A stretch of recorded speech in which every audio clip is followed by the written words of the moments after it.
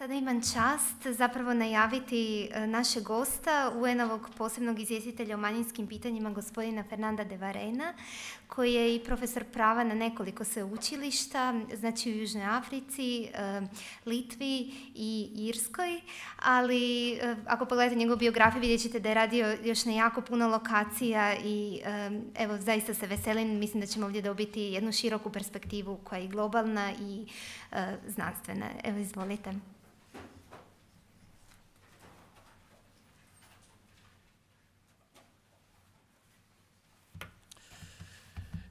Merci, Nina. Voilà, thank you. Distinguished guests and panelists, bonjour tout le monde. Good morning, everyone. Dobar dan. First of all, I'm delighted to be with you in this conference on education and minority languages, and I'd like to express my appreciation to the Serb National Council for organizing this event and the honor of joining you today and tomorrow here in Zagreb.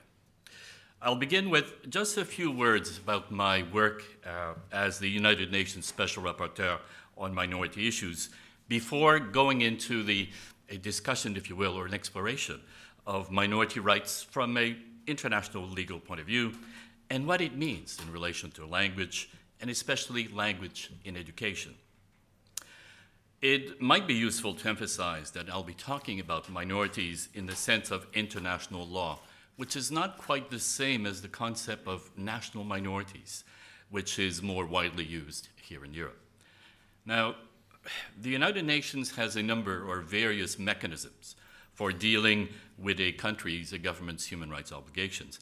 And my own mandate as Special Rapporteur deals specifically with minority rights, the human rights of linguistic, ethnic, religious, or national minorities. And it's just one of a large number, my mandate as Special Rapporteur, is one of a large number of what are known as special procedures, which historically speaking is what could be described as the very first steps of the United Nations in the area of direct involvement in the protection of human rights.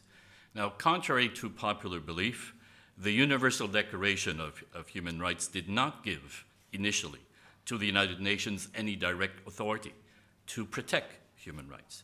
This came later. The treaty which created the United Nations, the Charter of the UN, was actually quite timid in any kind of role for the United Nations on ensuring compliance with human rights obligations. And some would say that even today, when you look at the number of wars, of violent conflicts, and situations of atrocities and violations of human rights around the world, some would say that the United Nations is still very timid. But that's a discussion that should be saved for another day and perhaps another conference. I am, as a Special Rapporteur, also a special mechanism of the United Nations. And there are, in fact, a large number of us at the United Nations. I think we have about 57 special rapporteurs, independent experts, working groups that deal with a variety of areas of human rights. Specific areas such as freedom of religion. We have a special rapporteur that deals with those issues. Racial discrimination. And even we have special rapporteurs, independent experts that deal with specific countries such as Iran, Myanmar, and Palestine, as many of you may know.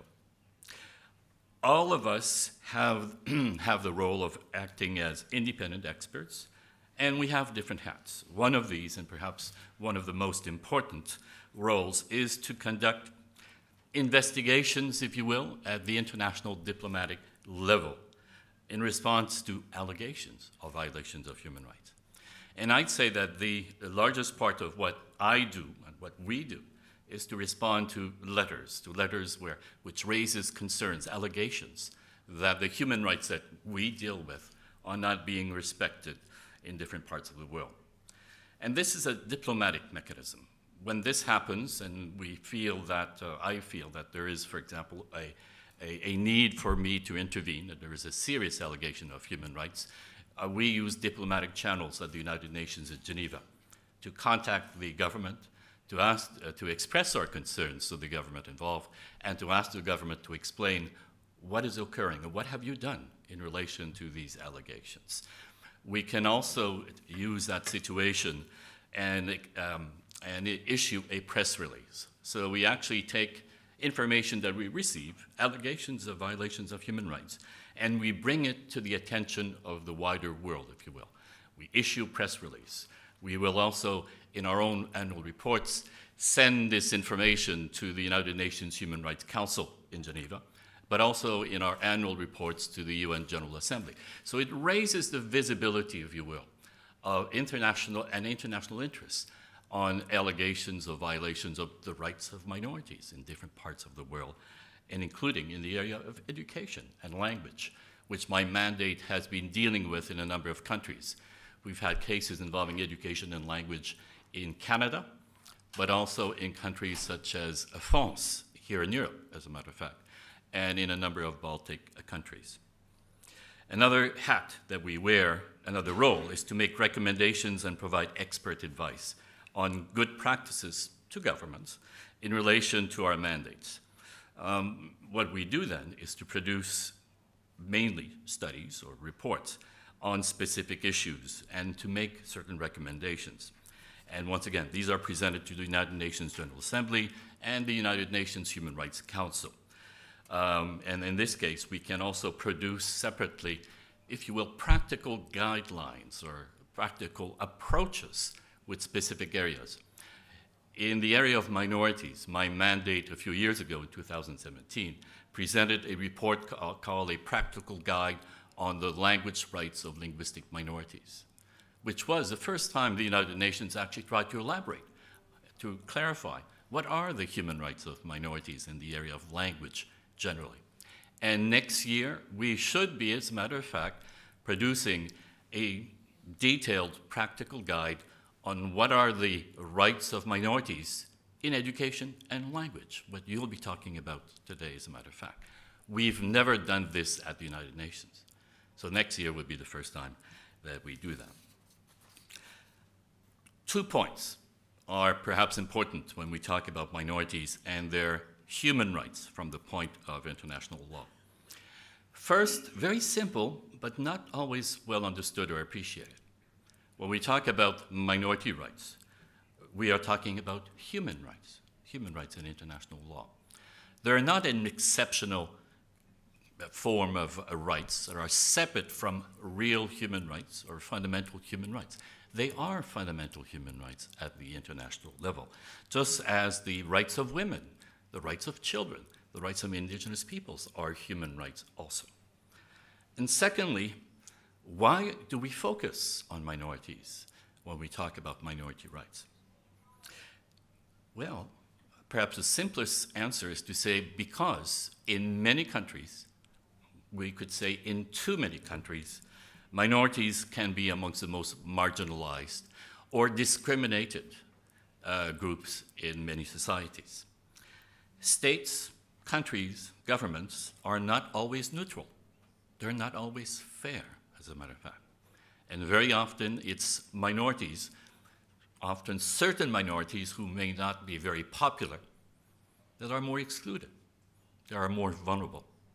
And because this is a reality around the world, it is necessary sometimes to emphasize the human rights of minorities because, once again, very often, too often, they're the ones whose human rights are most threatened in many parts of the world. And states are never neutral. Canada, from which I am currently living in, I am a French, Canadian, Australian, so a product of globalization. Canada is not a neutral state. It has 2 national official languages, so obviously it privileges, it favors French and English in Canada as compared to other languages. So it's not neutral in relation to language. Most of the public holidays in Canada are Christian-based, let's be honest. It doesn't mean it's not fair, but it's not neutral either. And in terms of culture, if you look at the state institutions, many of the state institutions, such as the Parliament, actually has a basis in Anglo-Saxon culture. Most of the symbols of the state are not neutral. there's often an affinity, a connection with the majority culture, and we have to be honest about that. Once again, it's not that it's fair or not balanced or reasonable, it's just that we have to recognize that in most countries around the world, culturally, states and its institutions and its symbols are not necessarily neutral in terms of culture. As soon as you say that the state is not neutral, there is a risk.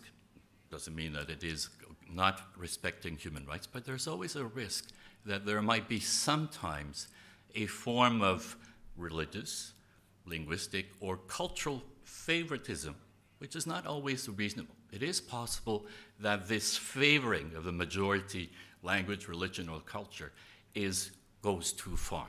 And this is where human rights actually is most effective, to try to protect those whose language, religion, or culture are not favored, or in some cases are disadvantaged, or in some cases, even today around the world, are rejected, completely excluded. So that is why human rights are an extremely important area of protection in relation to policies or practices in a state that might be considered to restrict in an unreasonable or unacceptable way certain manifestations of the identity of the entire population in a country. Historically, what I just described has happened too often. And what I mean by that is that if you look at our history, and even currently what is happening around the world, minorities are very marginalized. Minorities are in fact threatened and vulnerable. The targets of most cases of genocide in the world since the 20th century have been almost always minorities. More than 3/4 of hate speech in social media today around the world. Think of Islamophobia and anti-Semitism, of anti-Gypsy feelings, anti-Roma feelings around the world, and in Europe also, where we have statistics that is clear. More than 3/4 of hate speech in social media target minorities, especially. And by the way, especially women minorities. This is something that is not always recognized sufficiently, in my view. Most cases of incitement to violence around the world, in fact, once again, target minorities. Think of recent attacks, such as happened in Buffalo, I think, last weekend. Minorities are the targets. Think of Christchurch in New Zealand, the attacks in the United States against black churches that have happened in recent years, synagogues that are attacked, mosques that are attacked. These are all minorities. And we are seeing this phenomenon, this trend, around the world. And as a matter of fact, in the last 10, 20 years, this phenomenon is increasing. And the increase on attacks and violence is mainly against minorities. And that's the second reason we have to be sensitive here. Not everyone is vulnerable. Not everyone is targeted in the same way. Unfortunately, minorities.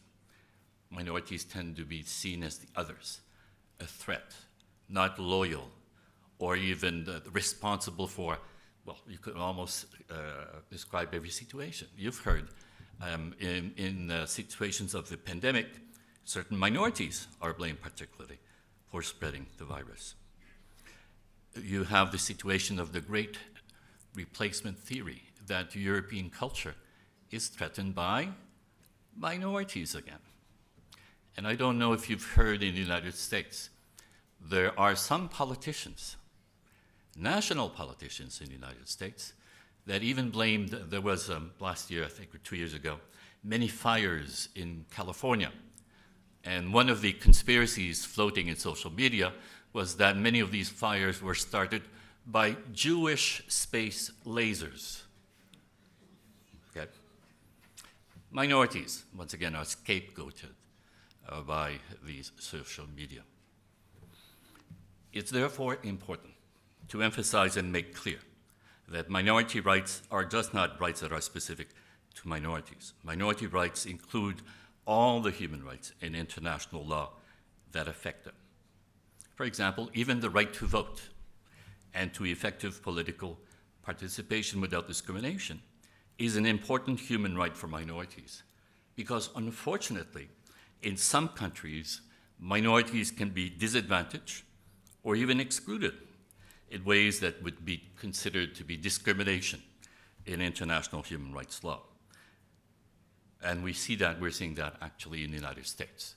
There are, some of you, I think many of you will know, that in the last few years, once again, there are laws being adopted in the United States that would restrict especially the right to vote of minorities once again, because of certain political affiliations.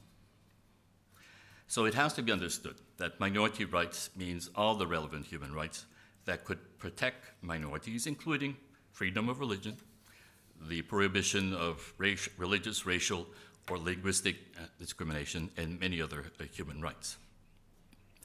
And in the last 20 years or so, especially, there's been an increasing number of international decisions which have clarified the content and the human rights of minorities in the area of language. And I want to mention them quickly because it's relatively recent. It's only in the last 10 or 20 years that in terms of international human rights, we're beginning to understand what are the language rights of minorities in different areas. There was a case from Canada in 1993 where the UN Human Rights Committee concluded that the right to use a language in private activities was guaranteed by freedom of expression. So that's 20 years ago. In 2000, there was another case of the UN Human Rights Committee that indicated that only using a country's one official language under the Constitution and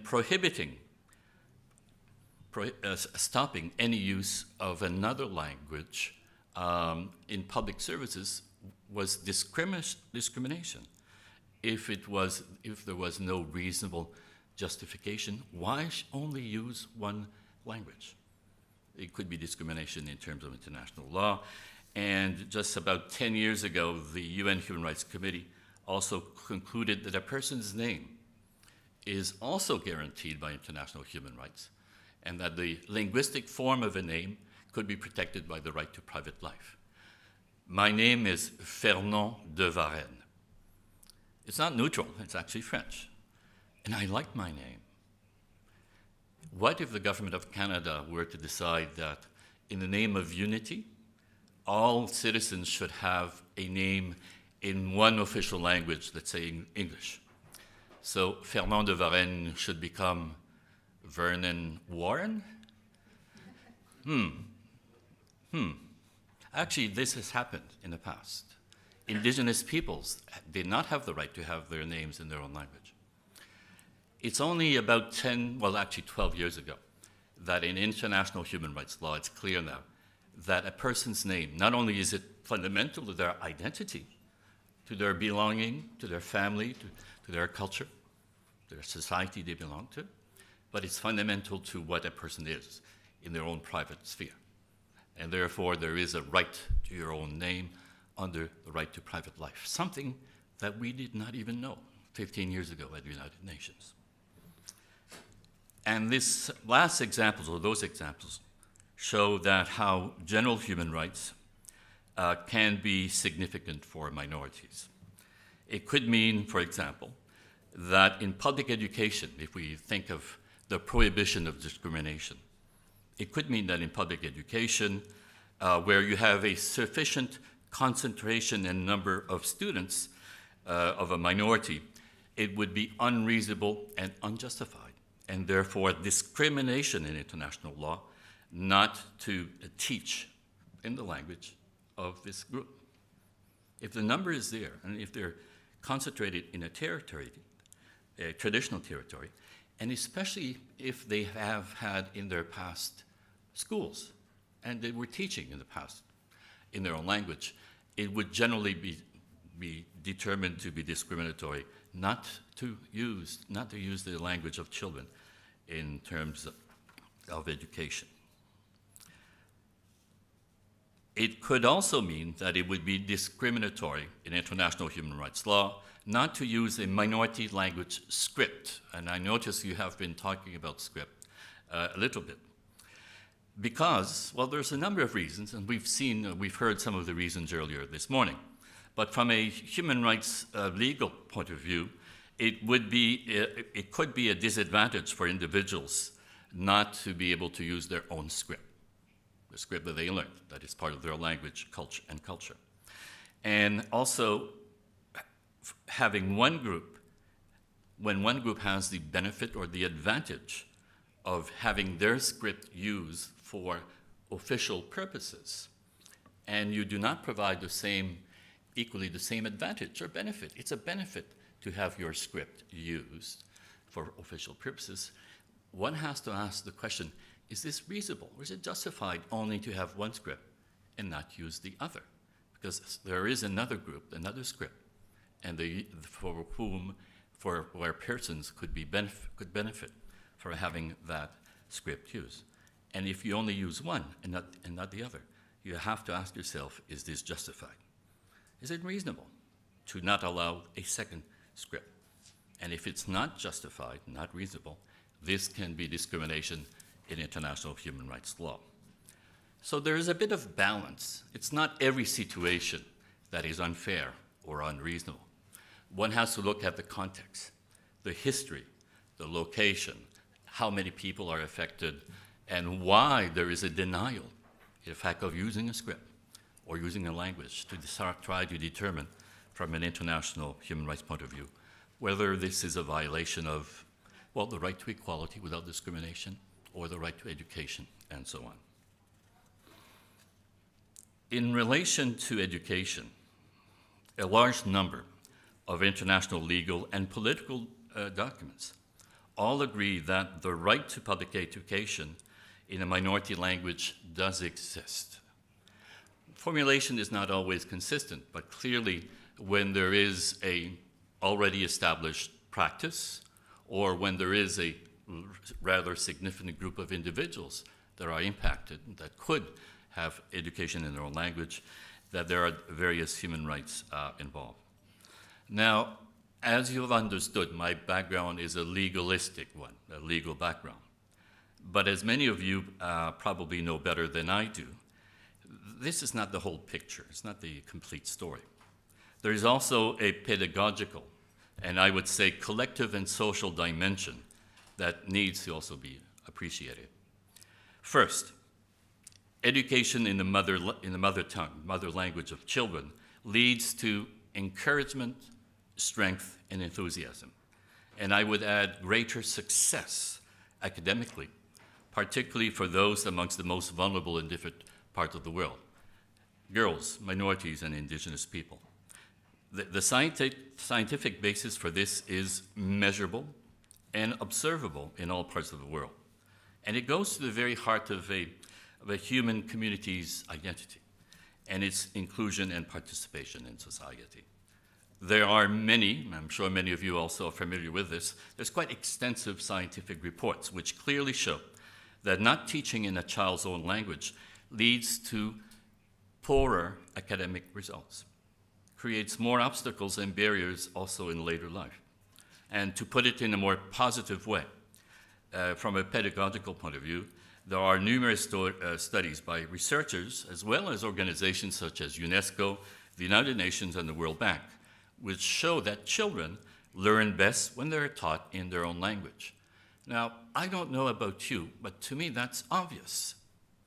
You reach children, they learn better if you teach them in their own language.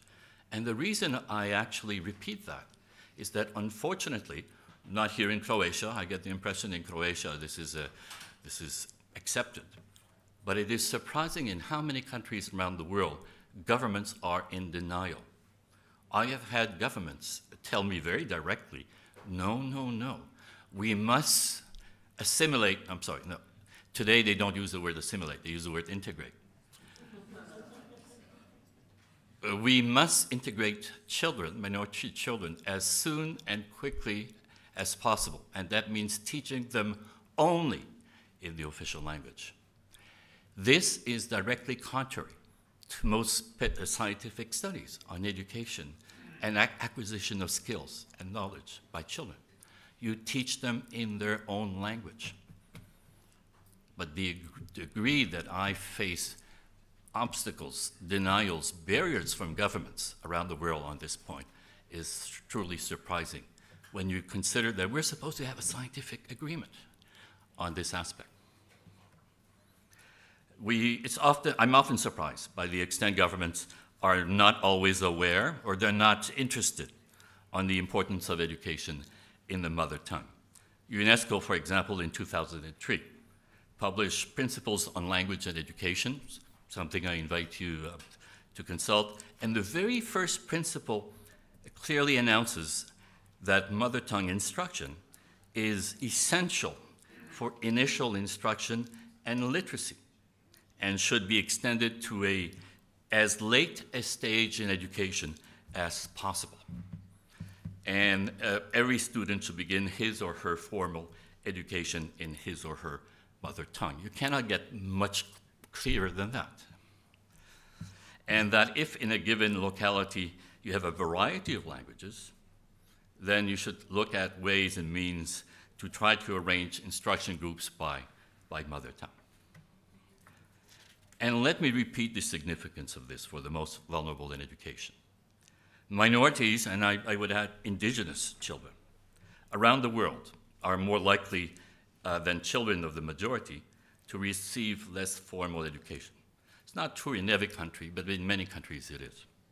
When their language, and the language of children, is used as medium of instruction for at least 6 or 8 years, the results are impressively positive.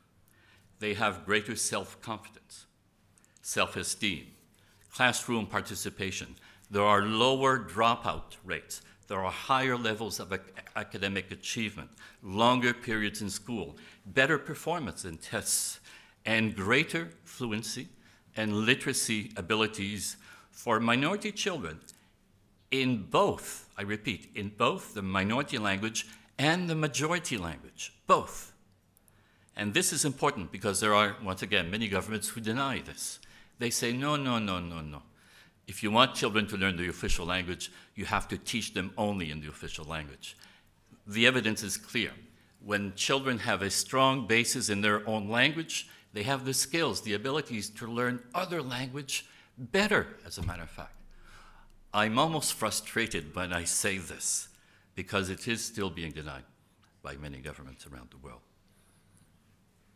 And let me repeat that last point, because it's not always accepted or well understood by many governments.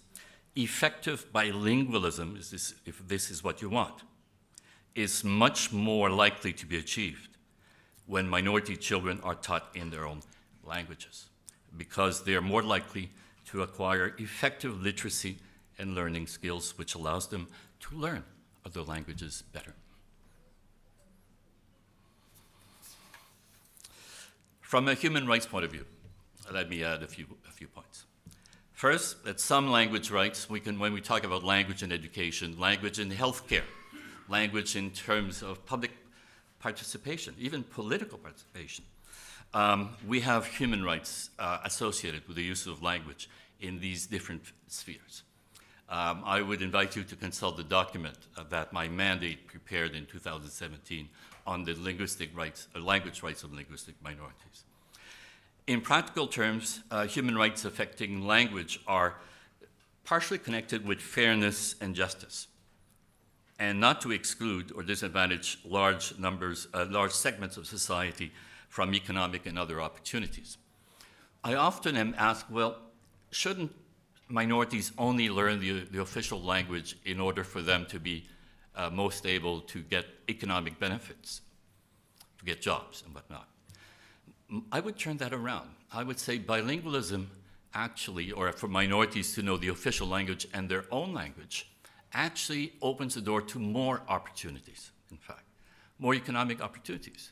Because usually minorities know at least 2 languages. They will be fluent quite often in the official language if they had an opportunity, a proper opportunity to learn the official language. It is when a government has in place a policy and practice of bilingualism in areas where minorities are concentrated that the economic advantage of being a minority who knows the official language becomes evident.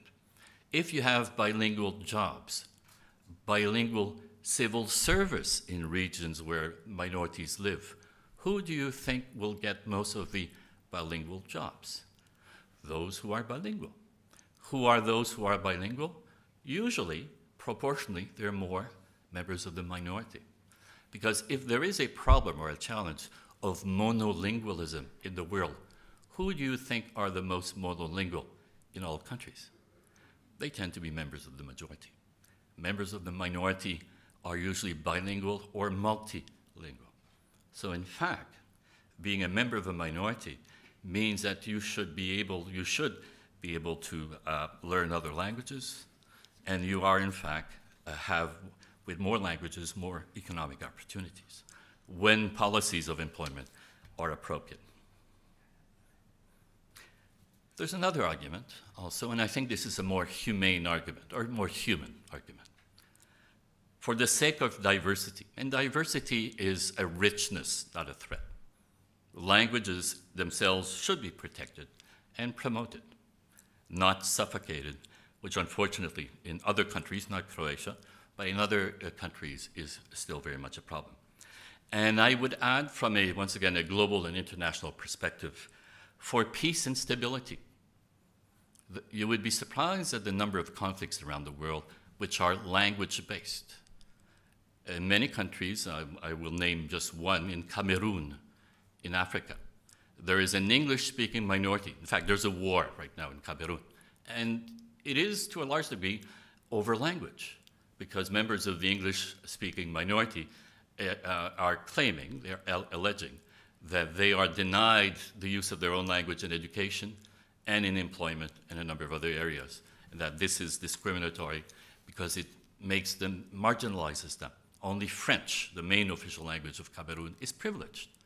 And language, when you don't have the right balance, can be a source of instability, grievances, and even conflict. So from an international legal point of view, it's clear that there are already obligations to comply with a number of language rights. I won't have time to go in detail with all of them, but there is nothing unusual that a human rights approach to the issue of language in education or language rights, just as it's not unusual to talk about the rights of children, women, migrants also as human rights.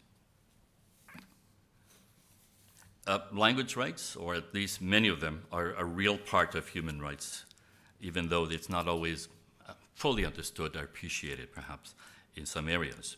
But they are important, even fundamental, in many parts of the world, because they're not only at the root of who we are as human beings, and in our identities, also as social beings, with our own cultures and languages, they can also be a source of opportunity, and they can also facilitate participation. And it is the denial of these rights, of language, particularly in language in some situations, that can be a cause of disadvantage, marginalization, and even perhaps silencing, erasing in some parts of the world. So in other words, the significance of those human rights that impact on language preferences and policies or laws of a state is that they not only protect the inherent dignity of individuals in what constitutes a fundamental human characteristic, but they ensure also that minorities, and indigenous peoples and migrants and others, who are often vulnerable in the area of language, are not silenced or their voices a mere whisper in society. Because we can deal with them, they can be heard as equals when we understand the human rights approach. One last comment. You've heard I'm sure you might have heard the saying, which comes from a Czech politician, as a matter of fact. You might have heard the saying that the more languages you know, the more of a person you are. This should be the central message behind intercultural, I can't say that word in English, interculturality. That's the message you should keep in mind, in your minds, as you continue today and tomorrow on the theme of education in minority languages and scripts. Mesdames, Messieurs, thank you. Havada.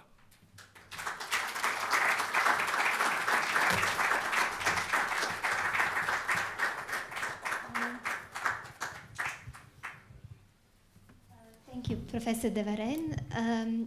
Maybe if we have some questions. Thank you, Professor Jovic.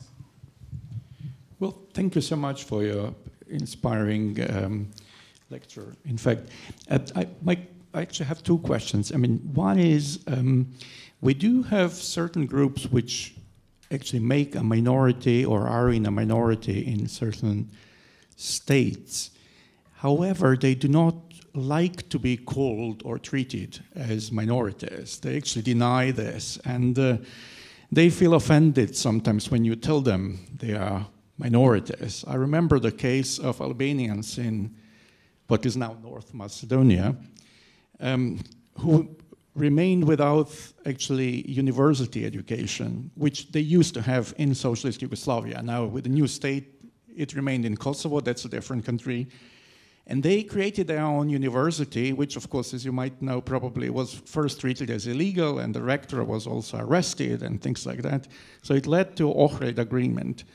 But when this European Union's commissioner for, or whatever, representative for minority came there, they actually didn't want to talk to him because they said, we are not a minority. Now, Croats and Serbs in Bosnia, they say they are not minority. And also in this country, of course, I mean, particularly when it comes to Serbs, the Serbs were very much divided over whether they accept or not the status of a minority.